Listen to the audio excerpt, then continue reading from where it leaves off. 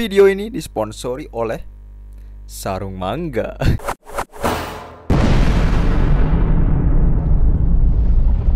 Selamat malam everyone, welcome back to Project D. Lagi-lagi bersama Dani di sini, dan kali ini kita kedatangan cerita dari pengalaman seseorang yang dahulu pernah mendaki gunung. Tepatnya ini di 2003, ya, lumayan lama lah, dari 2021 ke 2003 itu berapa tahun ya? Ya banyak. Ya, sebelum masuk ke cerita, saya doakan dulu semoga kalian yang menonton atau mendengarkan cerita ini semoga diselamatkan, terhindarkan dari penyakit yang sedang melanda dunia saat ini, yaitu COVID-nya si Bill Gates. Oke, jangan berlama-lama lagi. Spoilernya bisa kalian baca setelah masuk ke dark mode. Oke, langsung saja kita masuk ke dark mode.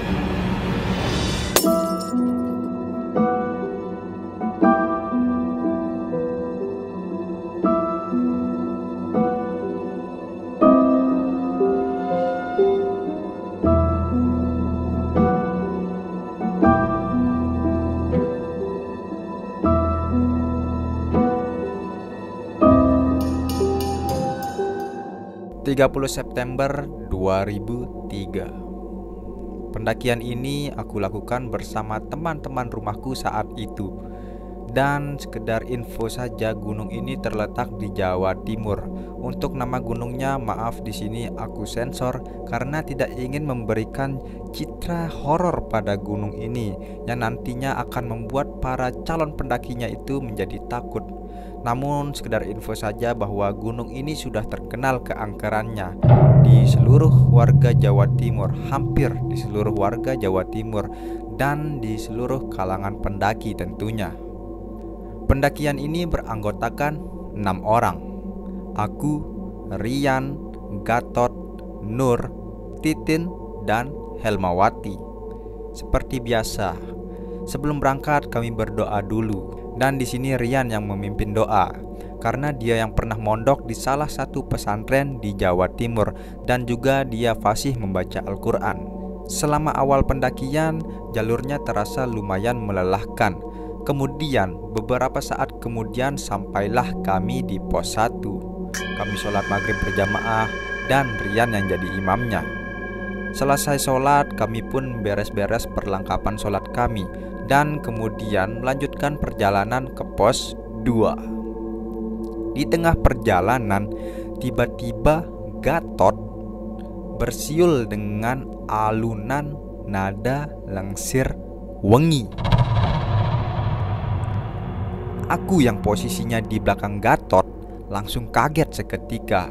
Aku menegur Gatot, "Tot, coba kamu banyak doa deh, jangan bersiul kayak gitu." Terus Gatot bilang, "Bersiul aja masa nggak boleh?" sambil cengengesan. Rian datang nyamperin si Gatot. "Aku pamali kalau bersiul malam-malam, apalagi ini di hutan. Kalau kamu kayak gitu terus, kita semua akan turun." Lalu Gatot hanya diam, entah ngerasa bersalah atau malas menanggapi si Rian. Kemudian kita lanjutkan perjalanan lagi. Nggak berselang beberapa lama, di sini lagi-lagi Gatot bersiul seperti memanggil burung perkutut. Titin ngingetin si Gatot, "Kenapa sih kamu kayak gitu? Nggak dengerin apa kata Bang Rian?" Terus Gatot berkata dengan sepelenya, "Aku pengen deh ketemu sama raja gunung ini." Mendengar perkataan Gatot itu, kami berlima merinding seketika. "Kamu Tot," sahut Titin dengan raut muka marah. Kami kemudian lanjutkan perjalanan lagi dengan rasa kesal karena si Gatot ngomong tadi. Kemudian di tengah jalur yang agak landai, tiba-tiba si Nur menangis. Rian mendekati Nur lalu bertanya, "Apa kamu, Nur? Kenapa kamu nangis? Ada apa?" Lalu Nur bilang, "Barusan aku lihat ada manusia di dekat Gatot, tapi tanpa kepala." Sontak kami semua otomatis menjauh dari Gatot. "Ah, nggak ada apa-apa tuh," kata Gatot sambil nyengir. Belum sempat Gatot berhenti ngomong, tiba-tiba Rian mendengar sesuatu. Melihat Rian yang sedang berfokus kepada sesuatu yang ia dengar, Gatot menegurnya. "Si bang, udah kita naik aja biar cepet nyampe. Bisa diam gak sih?" Rian mulai marah di sini. Tiba-tiba terdengar jelas oleh kami semua sebuah suara siulan. Kami saling melihat satu sama lain.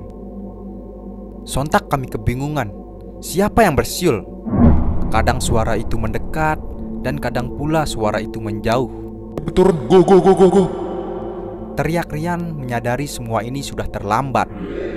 Yang tadinya Gatot sok berani, kini malah dia yang larinya paling kencang, hingga dia cukup jauh di depan kami semua. Kemudian, entah ini kabut atau asap, warnanya hitam pekat, menutupi jalan kami berlima. Gatot nggak terlihat lagi dari jarak pandang kami. Kami memanggil-manggil dia, namun tak ada jawaban darinya. Hanya kesunyian dalam ketakutan. "Nah," kata Rian. "Nggak tahu bang, tadi dia lari di depanku cepet banget," kataku. "Kita kehilangan Gatot. Kita berlima harus tetap bersama ya. Nggak boleh ada yang berpencar." Rian panik kebingungan karena dia tadi yang menyuruh kami semua untuk bergegas turun. Namun kini dihadapi masalah baru. Hilangnya Gatot yang membuat Rian bingung. Apakah harus diam di sini untuk mencari Gatot atau kita terus turun untuk menyelamatkan diri? Mana ini kak? Kak, ucap Titin sambil menangis. Tetap, ayo kita harus tetap turun," kata Rian. Nur masih saja tetap menangis di sini. Di sini banyak orang kak. Semua orang di sini hancur badannya. Aku takut kak. Di sini aku baru sadar jika Nur ternyata bisa melihat makhluk goib. Aku hanya berteriak, "Ya Allah, tolonglah kami!" Kabutnya sangat gelap dan hangat, seperti kepulan asap yang sedang kebakaran hebat. Kami turun sangat pelan karena jalan yang sulit untuk kami lihat. Pikiran kami di sini mulai kacau tak terkendali. Tiba-tiba Nur berteriak,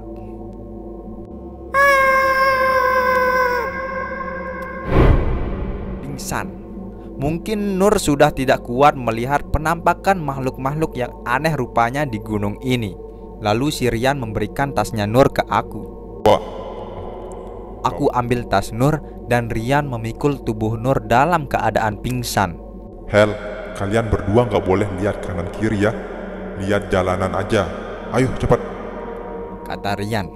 Kemudian kami bergerak dengan tertatih-tatih. Mulut kami tidak lepas dari bacaan doa. Sudah terasa lama kami menyusuri jalan ini, namun belum saja menemukan jalan yang nyaman. Tiba-tiba awan hitam itu hilang seketika. Mata kami sudah bisa melihat jalan dengan jelas, walau sedikit remang-remang. "Kita berhenti dulu," kata Rian. Kita dari tadi turun, kok nggak sampai pos 1 ya? Kata Helmawati dengan rasa takut.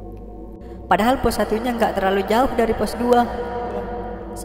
Sahut Titin sambil menangis. "Yang penting kita tetap sama-sama," kata Rian coba menenangkan Titin dan si Helmawati. Rian menyandarkan Nur di pohon yang ada di pinggir jalur. "Badan Nur berat banget," kata Rian. Titin mencoba membangunkan Nur. "Bangun Nur, jangan buat susah kita di sini." Sambil menepuk-nepuk pipinya Nur. Dan alhamdulillah tiba-tiba Nur sadar. Namun matanya melotot, membuat Titin takut dan jatuh. "Yang membawa cucuku ke sini." Suara Nur berubah menjadi laki-laki tua. "Maafkan saya nggak bisa menjaganya." Rian sambil berlutut, seakan-akan mengerti kalau Nur sedang kesurupan nenek moyangnya. "Itu sudah membuat lagu yang memanggil arwah. Dia tidak akan selamat. Dia akan jadi budak-budak untuk kaum jin di sini." Nur bersuara menakutkan seperti laki-laki tua yang renta. Nur tetap kesurupan menjadi orang tua. Kemudian Rian bertanya kepada sosok yang berada di dalam tubuhnya Nur. Gimana dengan kami? Apakah kami akan selamat? Ya, kalian akan selamat karena mereka tidak mengincar kalian. Kalian itu hanya terkena imbasnya. Mbah, tolong bebasin teman kami agar dia bisa kami bawa pulang. Tidak bisa.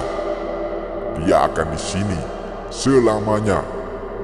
Telah menantang yang gaib. Dengan nada marah, lalu Nur meronta-ronta dan seketika dipeluk oleh Titin. Tenang Nur, Kata Titin. Kemudian Nur tenang dan sadarkan diri. bebas Tin. Kita ini masih di gunung. Nur menatap Rian sambil menangis. Kita akan selamat, aku jamin. Aku dan sesepuhmu yang akan menjagamu. Ayo, kita turun. Kata Rian. Nur mulai bangkit dan berjalan. Tetap saja kita turun, namun tidak kita menemui pos 1. Kami berhenti sejenak. Tiba-tiba suara Gatot terdengar, seperti minta tolong. Rian, tolong aku Yan. Namun kita tidak bisa melihat Gatot ada di mana. Kita panggil balik si Gatot. Tot, di mana kamu? Namun tak ada jawaban. Sepertinya di gunung ini pernah terjadi pesawat jatuh. Lagi-lagi Nur melihat yang tak bisa kami lihat. Kata Helma. Ininya berserakan dan mayatnya hangus terbakar. Kata Nur sambil menunjukkan tangan ke semak-semak belukar. Padahal yang kami lihat hanya semak belukar yang penuh duri. Kemudian Rian melihat jam tangannya, ingin memastikan pukul berapa ini. Tapi anehnya jam tangannya mati. Jam tanganku kok mati ya? Coba lihat punya kamu, Tin. Kata Rian. Ternyata punya Titin juga sama, mati. Terperangkap di gunung ini. Kata Rian. Kami terus berjalan turun. Entah sudah beberapa jam kami turun, tapi belum sampai-sampai juga ke pos 1. Tiba-tiba seperti ada yang menarik Nur dari semak-semak. Spontan kami menarik Nur ke arah kami. Nur, kenapa Nur? Kami semua teriak sambil menarik tangannya. Terasa ada yang menarik dengan kuat. Tolong, jangan lepasin tangan Nur. Kata Nur sambil menangis. Terbawa bila terbawa ke dalam semak-semak belukar ini. Tangan Nur hampir lepas. Namun Rian meraih tangan Nur dengan teriak mengucap, Allahu Akbar. Dan akhirnya Nur jatuh ke arah Rian. Kita harus keluar dari gunung ini. Hatiku bergumam. Bang, kita harus cepat bang, kataku. Rian langsung membantu Nur berdiri. Kita harus pergi dari sini, kata Rian. Kak, kita hanya berjalan di tempat yang sama. Perkataan Nur membuat kita semua lemes, putus asa. Duduk dalam keadaan sedih, aku terdiam. Entah kenapa bibirku ini bergerak mengucapkan ayat Al-Quran dan menangis. Inna khalaqnal insana min nutfatin amshajin nabtalihi faja'alnahu sami'an basira. Tiba-tiba penglihatan kami semua terbuka. Kita mendengar nyanyian-nyanyian jin. Mereka bersiul-siul. Ketika melihat jalan untuk menuju jalan ke pos 1, dan kami seakan-akan tak percaya. Kami saling melihat keheranan. Ternyata pos 1 sudah dekat sekali. Kami melihat Gatot dalam keadaan terikat di suatu akar pohon. Dia dijaga banyak makhluk dan dipaksa untuk bersiul untuk menghibur mereka. Kami sontak bersama-sama ingin menyelamatkan Gatot. Namun kami tidak bisa mendekati Gatot. Seakan-akan ada batas di antara kami dan Gatot. Gatot menangis dan meminta tolong dengan menyebut nama kami.